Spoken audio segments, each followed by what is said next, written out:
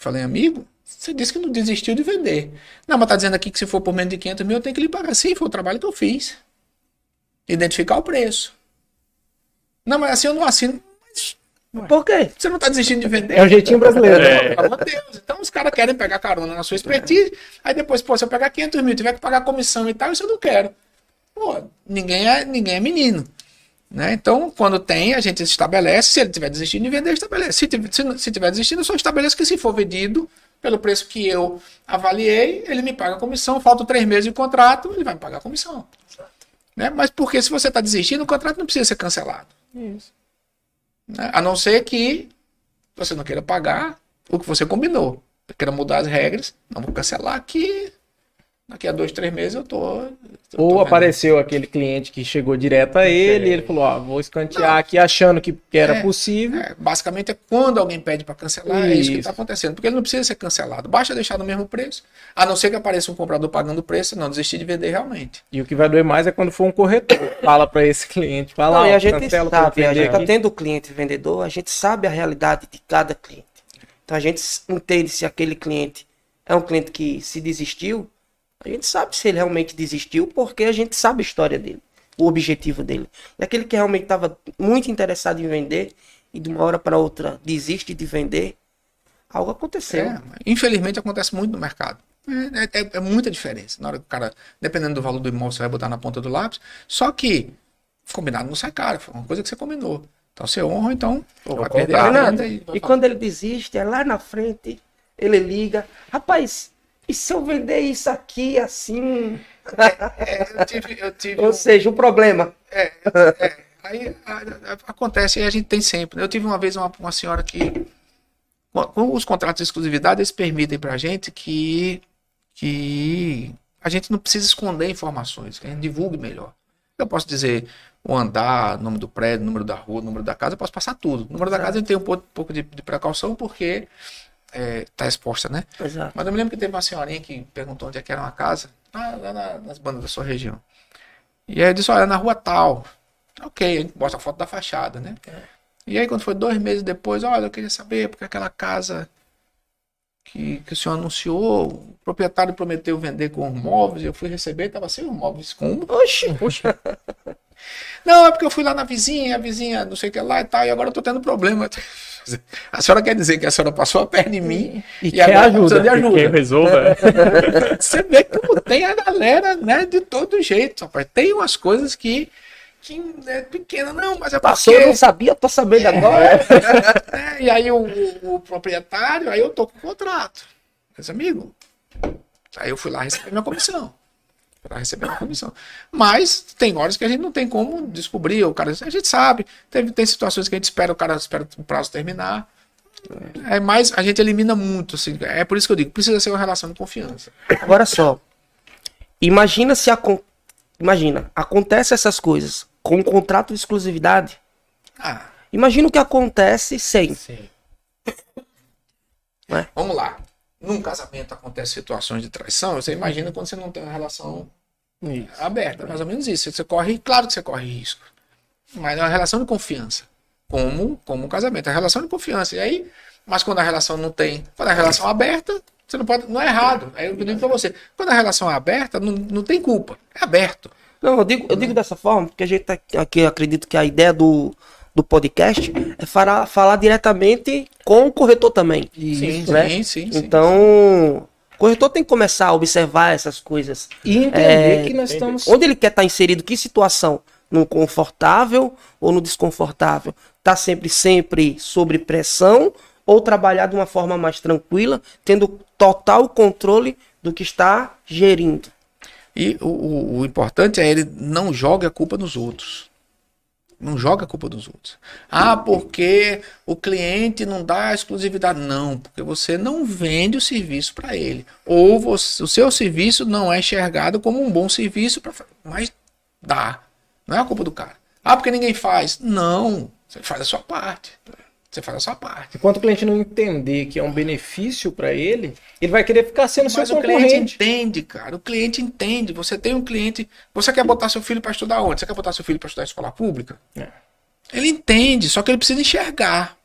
O cliente já fazia isso habitualmente. Cliente, a gente, nós aqui já fazemos isso habitualmente.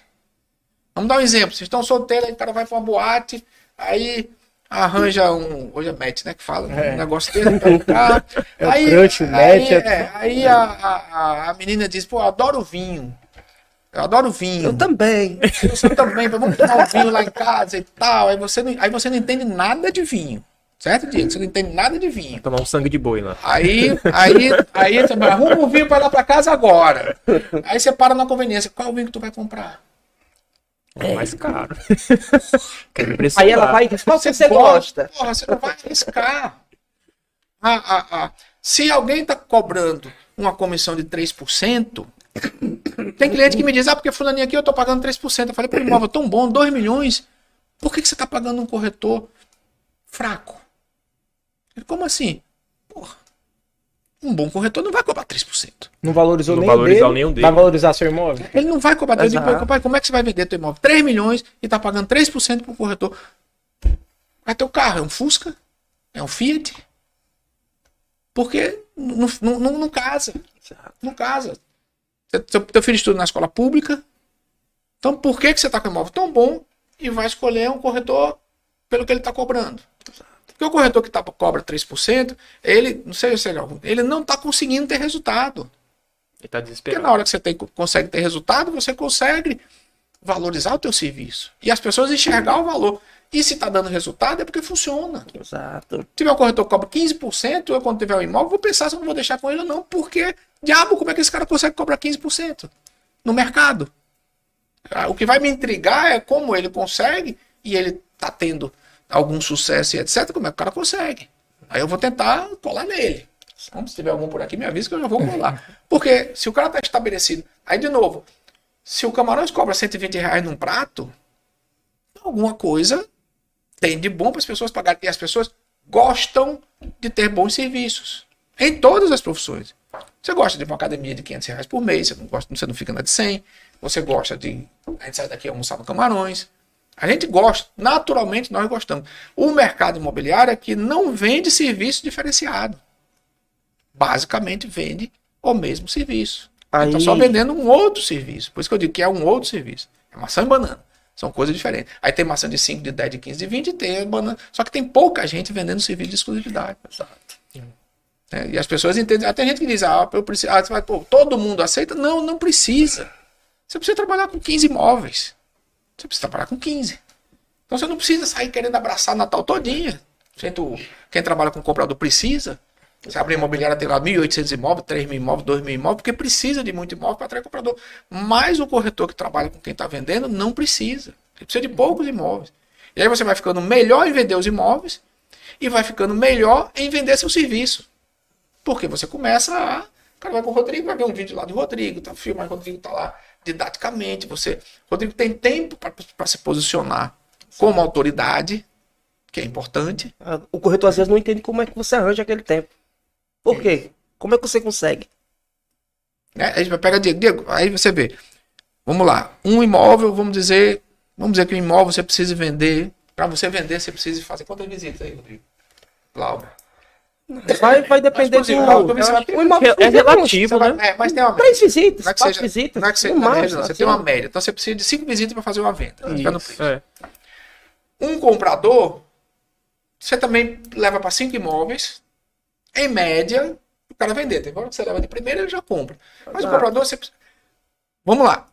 Dá mais trabalho levar 5 pessoas para o mesmo imóvel ou levar uma pessoa para 5 imóveis diferentes? Uma pessoa para Uma 5 pessoa para 5 mais imóveis. Você tem que se deslocar, muito gasolina, mais carro. trabalho. Ou o que acontece? Ou essas 5 pessoas, para cada uma, para 5 imóveis diferentes. Que é o que acontece. É. Então aí, isso aí já é números. Até número que a gente aprendeu na Remark. Dá 4 vezes mais trabalho você atender um comprador. De fato. Outra coisa, quando me deu esse número, pra que diabo? A gente vai focar. E quem paga a comissão da gente é o vendedor. E até a Vamos sua focar organização nele, de né? horários. Se você tem aquele imóvel para mostrar, você vai estar lá guardando todos os 4 clientes. Isso. Você não precisa ficar se Um deslocando. de 2, um de É, 3. Tá Eu lá. hoje, É. dependendo da situação, eu não faço visita. Eu tô com um terreno no Alphaville. Exclusivo. Rodrigo tem um cliente. Por que diabo eu vou com o Rodrigo? E o cliente dele? Pra que eu vou me largar daqui para o Alphaville para mostrar um terreno? É um terreno, a pessoa vai ver lá. Terra. Rodrigão, tá lá liberado seu acesso, lote tal, quadra tal, lote tal. Vá-se embora, amigo. Ganhei meu tempo. Tô com parceiro. Às vezes até imóvel, quando eu tenho um comprador, Rodrigo atende. Então, a gente, toda vez a gente vive naquela também uma desconfiança e vai, e tem que estar junto, porque senão o cara vai roubar meu cliente e tal. Eu, sinceramente, não esquento com isso, não. Elimina-se a concorrência. Nós temos parceiros e não Parceiro. concorrentes. Mas, Eu acho que essa é a principal ideia da exclusividade. Parceiro, outro argumento que eu uso, amigo. Eu tava na reunião essa semana, eu digo, eu preciso botar seu imóvel, eu mando para 1000 corretores. Se eu não tiver a segurança que eu vou receber minha metade, eu não tenho como mandar. Aí abro aqui minha lista de transmissão no WhatsApp e mostro 1000 nomes de corretores aqui. Mas eu só posso mandar se eu for receber minha metade. Garantir o meu. Por que eu vou mandar para 1000 corretores? eu vou abrir o Aí olho. depois eu pergunto pra pessoa, você vai deixar quantas imobiliárias mesmo? Mais de 1000? Porque são Você vai parceiros. gerenciar como? Justamente, né? Não tem, é impossível. Então, assim, ir quebrando barreiras e paradigmas, o corretor, para trabalhar com exclusividade, ele também tem que meio que se virar ao avesso. Do jeito que a gente fez. Né? E encarar, e é difícil. Pô, eu não vou pegar esse imóvel, mas tá tão bom que você sabe que ele tá à venda. Você não precisa botar na sua carteira. Se você anunciar, você dá chance para outra pessoa vender. Dá muito mais chance para outra pessoa vender, ou para o comprador procurar direto o proprietário, do que você mesmo vender. Cara, fazer as contas disso não tem jeito. O pessoal tem Aí medo de tem- dizer não. Às vezes acontece. É isso. Eu liguei para o imobiliário que não faz parceria. Não sei que é um negócio muito inteligente, mas não faz parceria. Ah, a gente já sabe qual é. Já sei o nome, não vamos dizer, não Não vamos dá nem dizer. falar. Ela não faz parceria e não agencia com exclusividade. Como que sobrevive, né? Não, sobrevive, vende, mas eu digo assim, perde muita venda. Perde muita venda. Eu liguei, eu vi um anúncio, eu vejo o anúncio, eu ligo para imobiliária. A gente não faz parceria. Eu falei, amigo, eu tô com um cliente querendo comprar, deixa eu só entender. Eu tô com um cliente querendo comprar e você tem imóvel para vender. Aí você não vai parceria? Eu disse, não. O dono tá sabendo? O dono do imóvel? Tipo assim, ele começa, não, você liga para ele, ó, tem uma pessoa querendo vender seu imóvel, mas não posso fazer aqui porque ele não faz parceria. Você liga para ele para ver se ele topa ou não, para ver se ele deixa você fazer parceria, não, porque as regras da imobiliária e tal. Aí eu não insisti muito. Aí você dá um print nessa foto, joga nos grupos, amigo, alguém quer fazer parceria com esse imóvel? Não tô achando. Tentei a imobiliária que anunciou, Aparece uns 10 com o mesmo imóvel. falta. Conheço. Hoje é um negócio, sabe, você não entende. Eu vou jogar aqui um assunto polêmico. A gente teve um atendimento ontem Ah, sim. sobre a ponte, né? A ponte imobiliária. Eu não sei se Renato é adepto, né? Também nada contra. Mas lembra que a gente conversou ontem sobre uma questão que é atrelada à exclusividade. Mas explica Né? o que é a ponte. A ponte. A ponte imobiliária é aquele corretor que nem tem o proprietário, nem tem o comprador, mas ele tem o outro corretor. Ele só sabe quem tem. Ele só É um sabe quem... corretor dos corretores. É o corretor dos corretores. É o que eu chamo. Né? Então, é aquele cara que fica o dia todinho nos grupos de corretores de imóveis, avaliando as demandas, avaliando as ofertas e juntando aqueles dois corretores. E aí faz jus a 20% do negócio. E aí tive um caso que eu comentei ontem com o Diego no nosso atendimento, à tarde, que um corretor me ligou. Rodrigo, eu tô com um cliente buscando um imóvel assim assado. Eu vi que você tem essa opção. Ótimo, sim, tenho. Quer material? Tá aí, toma todo o material, as informações. Certo. Rodrigo, é possível fazer uma visita? É possível fazer uma visita sim. Então eu vou ver com o cliente. Nisso dele ver com o cliente, ele foi ligar para o corretor para passar todas as informações, ver se o corretor tinha interesse, quando é que o corretor queria mostrar. Agendou, me ligou. Rodrigo, ó, a visita tal dia, mas é o seguinte. Esse cliente não é meu. É de outro corretor. E aí você faz 40, 20. Eu disse, olha, não, faço não. Porque assim, tem que ser o seguinte. Existe dois lados. Quem tá comprando, quem tá vendendo. Eu tô do lado que tá vendendo. Vocês dois aí estão do lado que quem tá comprando.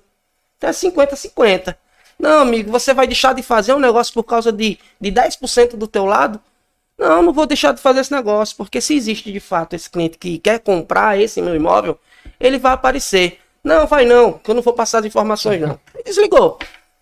Aí depois ele me ligou insistindo de novo. Aí eu disse, olha, você quer 2 dias para você ver como esse cliente vai bater na minha porta?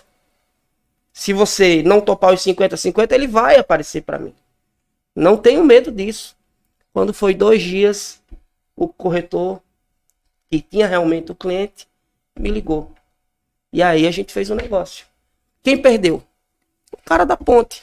Se eles tivessem topado fazer os 50-50 entre eles, tinha dado certo. Eu faço. Eu pago. Primeiro que eu acho que essa pesquisa do corretor que faz a ponte dá um trabalho danado, cara. Eu acredito que deva dar um trabalho danado. Você ficar rodando por todos os grupos, ver quem tá comprando, ver quem tá vendendo, para tentar casar as duas partes, deve dar um trabalho do cacete. Então, segundo que não dá para identificar, isso aí são opiniões diferentes, claro, respeito claro. e tal. O segundo é que não dá para identificar, em determinadas situações, de que lado o corretor que fez a intermediação está. Porque dentro dessa sua linha de raciocínio, quando ele ligar para o outro corretor, amigo, o comprador é meu. É isso que eu falei. Então, você tendo a exclusividade, Mas entenda. vai Mas aparecer. assim, dentro dessa linha de raciocínio, ele chega lá para outro cara, amigo, olha, só faz por 25 amigo, o comprador é meu. Tu conseguiu um imóvel com outro cara. Sim, Entendeu? a Aí fica, inversa. um joga pro outro. E aí a ótica de quem tem um comprador é esse amigo, eu tô com o cara com 1 milhão. Aí tu diz que o Rodrigo tem um imóvel lá, faça parceria com ele. Se não for comigo, eu vou arranjar outro imóvel de 1 milhão para esse cara. E muitas vezes acha também. Então, na realidade, dependendo da situação, esse cara efetivamente fica no meio. E para mim ele faz o trabalho, eu pago feliz.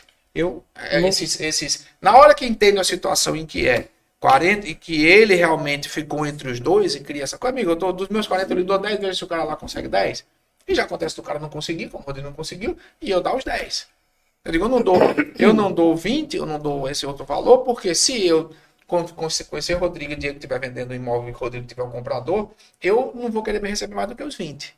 Então eu vou pagar isso. Tem gente que quer dividir em 3. Aí 3 eu não divido porque eu acredito que o trabalho de quem tem um comprador e de quem tem um imóvel é maior do que o cara que só vai estar fazendo só a ligação. Ele não está fazendo só a ligação, porque se a gente colocar... Porque essa é a desculpa que o comprador e o vendedor querem pagar pouco para o corretor de imóveis. Eu não posso dizer que ele está fazendo só a ligação. Entendi.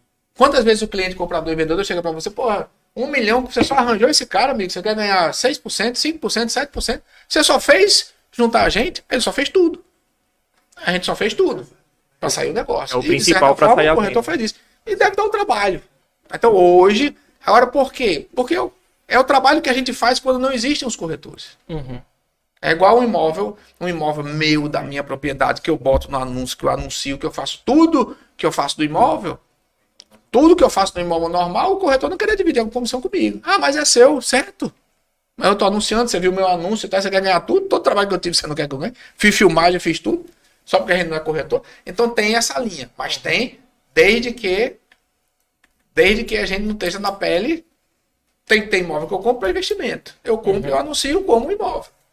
Diego, eu tenho um comprador, você tem um comprador, tem da minha empresa, vai fazer. Aí se fosse de outro dono, você fazia parceria e dividia. Como é meu, você não quer fazer? Pô, você está desvalorizando o trabalho do corretor de imóvel? Que a diferença é só essa. O resto do trabalho foi feito. É diferente de eu pegar o imóvel meu e entregar para a Glauber vender. Aí ele está fazendo dele. Se outro corretor achar, aí vai fazer. Então acontece muito que a gente às vezes fica colocando elementos em que aí é no ponto de vista de cada um. Mas nessa situação que o Rodrigo disse, claramente o cara que fica no meio, ele fica a mercê dos dois lados, dizendo que só querem ficar com 50 e o cara se vira para ficar com o resto. E aceitar nessa situação. Né? E aí a gente não gira negócios. Porque é raro, dentro dessa linha de raciocínio, é raro um cliente vir para um corretor, colega, parceiro, vir para meu pai, tem que ficar 25 e o outro com 50. Eu não vou fechar. Eu tenho um comprador, eu vou. Ou eu tenho um imóvel, eu não vou fechar, amigo. Deixa aqui, tá exclusivo, tá, beleza e tal. Eu lhe pago 10. E já aconteceu do cara receber os meus 10, que é 20% do que eu recebo, e não receber nada do outro lado. Sim, é o que eu faço bastante isso aí. Mas de dar giro. Semelhante a isso é quando a gente tem aquela objeção. Já na captação do cliente falar pra gente, não, mas o fulaninho que estava falando comigo aqui que tem um comprador, diz que só fecha se fechar sozinho o negócio. É semelhante a isso. A gente pode